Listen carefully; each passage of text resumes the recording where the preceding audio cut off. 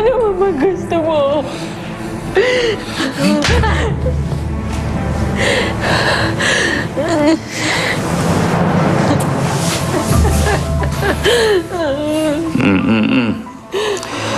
Hindi kita papatayin, Rachel.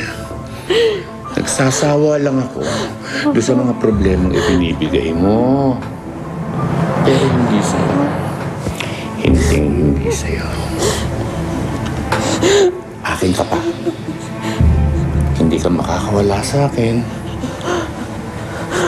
Hanggat hindi ako nagsasawa sa panga mo.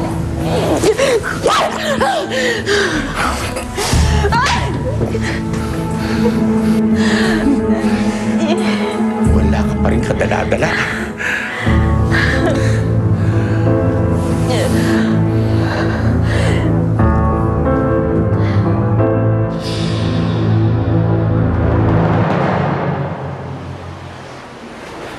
Saan ka pupunta, anak? Akala ko ba, nagpasya ka na dito na tayo titira sa Maynila. Oo nga, Apo. Dumito na lang tayo. Ayoko na nagpalipat-lipat. Hindi na ho. Mas mabuting ako na yung aalis. Dumito na lang muna kayo. Total, may konting pera pa ako natitira dyan. Ibibigay ko na lang sa inyo. Tapos maghahanap na rin ako ng ibang paraan para maabutan kayo sa susunod. Anak, bakit ka ba aalis? Biglang-bigla naman. Delikado kung tutuloy pa rin ako dito. Alam niyo naman, hindi pa ako malaya. May kapalit yung pagpapalaya sa akin. At ano ang kapalit? May kinalaman ba si Mayor dito? Lola, mas mabuting huwag niyo na lang malaman yung detalye.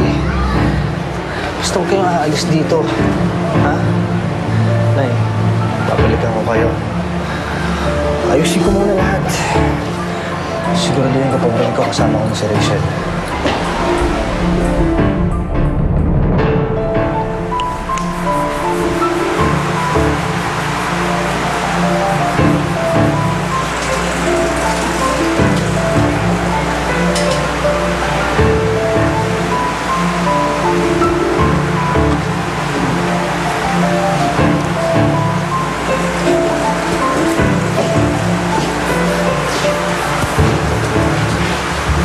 Nauubos na ang pasensya ko sa pagpapakipot mo, Rachel.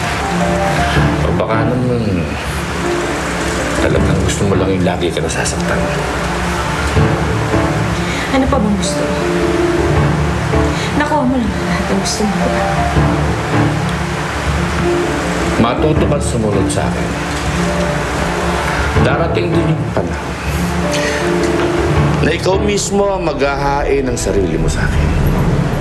At yun, pinakahihintay ko. Sa kapapanag mo. Lalo mo lang akong pinasasabik na mangyari.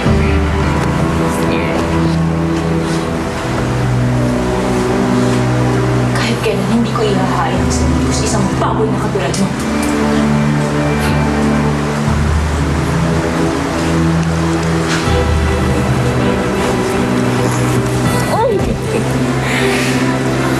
Tingnan natin.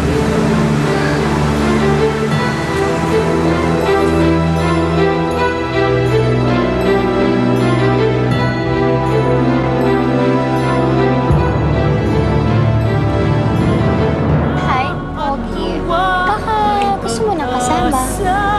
Ayoko nang kasama. Ikaw? Kung gusto mo makabawi, ako muna i-table mo.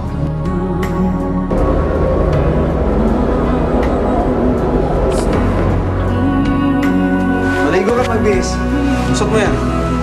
Ano to? Usap mo yan! Utos na mayor yan. Bigyan mo kami ng isang magandang show, Rachel.